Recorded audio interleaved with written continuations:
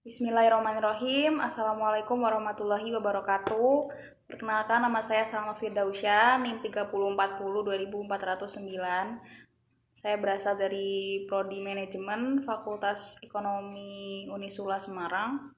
Ingin mempresentasikan hasil jawaban soal UTS Manajemen Strategi, yaitu berjumlah 5 soal. Itu yang langsung saja ke pertanyaan pertama, apa yang Anda ketahui tentang strategi bisnis? Jadi, menurut saya strategi bisnis adalah upaya perusahaan dalam mengambil suatu kebijakan dan pedoman yang mempunyai komitmen dan tindakan yang terintegrasi. Hal tersebut dirancang untuk membangun keunggulan dan persaingan bisnis untuk memenuhi dan mencapai tujuan bisnis. Lalu, sebut dan jelaskan dua strategi bisnis yang sering digunakan dalam industri otomotif.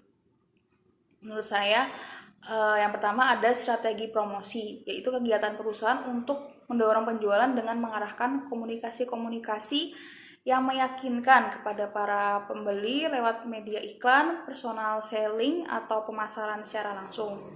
Lalu yang kedua itu ada strategi penetapan harga, yaitu menjaga agar harga tetap rendah untuk menarik lebih banyak pelanggan dan memberikan nilai aspirasional produk mereka dengan memberi harga mereka di luar apa yang kebanyakan pelanggan biasa mampu. Lalu lanjut ke pertanyaan nomor 2, jelaskan apa strategi yang dilakukan perusahaan otomotif Toyota dan Suzuki tersebut, khususnya dalam memasarkan mobil Avanza dan Xenia.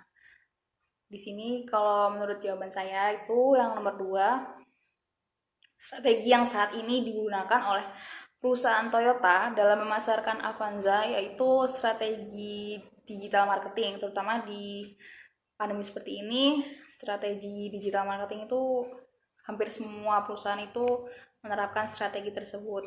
Jadi strategi digital marketing adalah suatu kegiatan pemasaran atau promosi sebuah brand atau produk menggunakan media digital atau internet.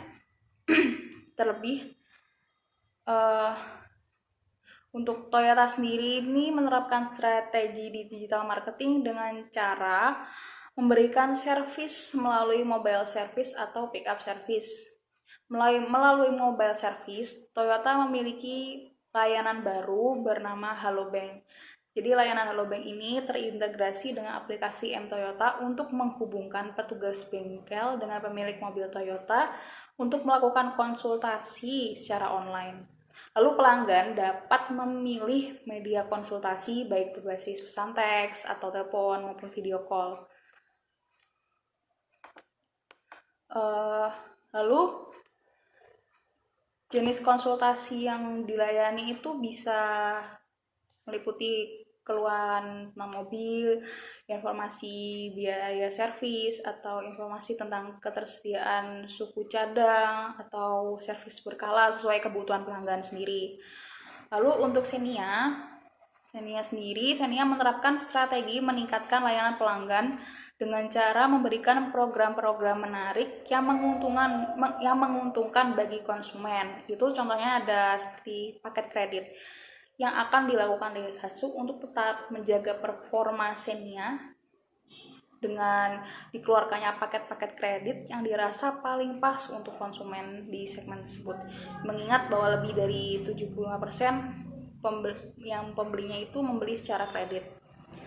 Lalu lanjut ke pertanyaan ketiga, apa alasan mereka menggunakan strategi tersebut? Ini menurut jawaban saya, alasan Toyota menggunakan strategi digital marketing untuk Avanza adalah untuk yang pasti menghadapi persaingan.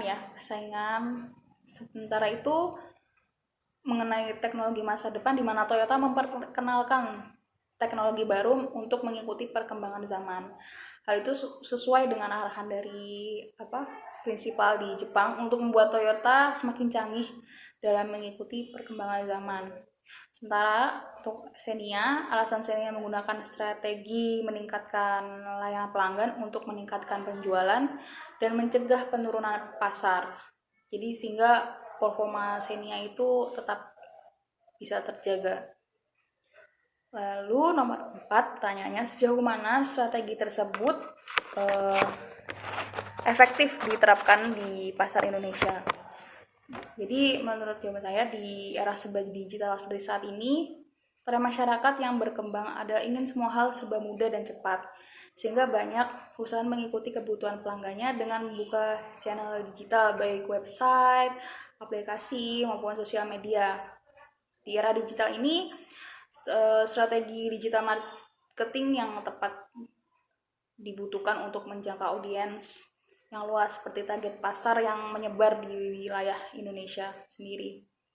Oleh karena itu, Toyota memanfaatkan semua channel digital yang tersedia dengan efektif. Tentunya agar konten yang disajikan bisa sampai ke pelanggan dengan baik dan relevan, sehingga pelanggan itu bisa paham dan dapat memanfaatkan semua layanan yang telah diberikan. Dan juga penetapan strategi peningkatan layanan yang dilakukan Daihatsu sangat mempengaruhi untuk kedepannya, terutama pada produk Xenia. Jadi setiap pelanggannya pastinya akan senang jika mendapatkan pelayanan yang memuaskan. Selain itu, Daihatsu juga memastikan akan terus menggandeng komunitas untuk memperkuat merek, termasuk menghadirkan kegiatan-kegiatan yang menarik. Hal ini karena sebuah komunitas itu berperan besar dalam kemajuan Daihatsu sendiri. Sehingga strategi yang diterapkan cukup efektif dalam menggait konsumen yang lebih luas.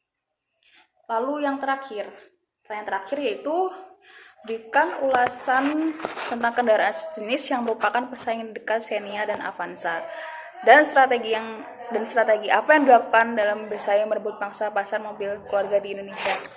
Jadi kalau menurut jawaban saya itu, salah satu pesaing terdekat dari Avanza dan Xenia sendiri itu ada Honda Mobilio. Jadi Honda Mobilio ini adalah salah satu mobil kategori low MPV keluarga yang secara resmi diluncurkan di Indonesia oleh PT Honda Prospect Motor atau HPM pada tahun 2013. Mobil Honda Mobilio ini didesain secara khusus untuk memenuhi selera pasar mobil kategori low MPV masyarakat Indonesia. Selain itu, Indonesia menjadi negara pertama dalam pemasaran mobil Honda Mobilio. Untuk mobil kategori low MPV keluarga di Indonesia, duet antar Toyota, Avanza, dan Daihatsu Xenia telah mendominasi jalanan di Indonesia dari tahun 2004 sampai sekarang. Honda Mobilio mempunyai 6 pilihan warna yang ditawarkan, seperti yang pertama ada Alabaster Silver Metallic, yang kedua ada Ionized Brown Metallic, terus ada yang ketiga Brilliant Gold Metallic, terus ada Premium Dynamic Blue Pearl, sama Polish Metal Metallic, dan Crystal Black Pearl, dan yang terfavorit ada Taffeta White.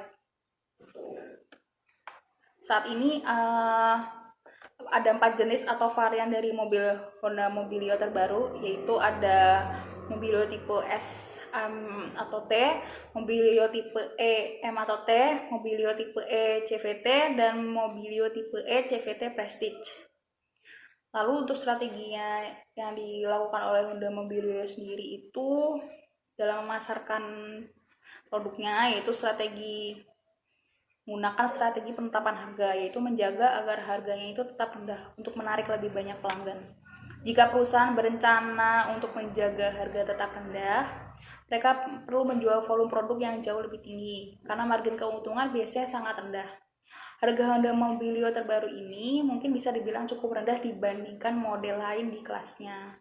Dengan perubahan sekarang, walaupun tidak banyak, tapi cukup terlihat agar value-nya akan menjadi lebih baik untuk konsumen.